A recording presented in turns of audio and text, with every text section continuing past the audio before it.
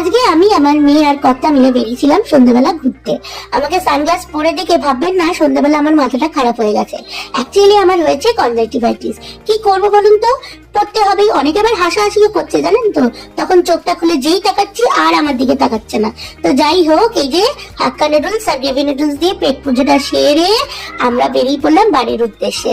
আমাদের এখানে চার্চ দেখুন কি সুন্দর সেজে উঠেছে, চারিদিকে আলো।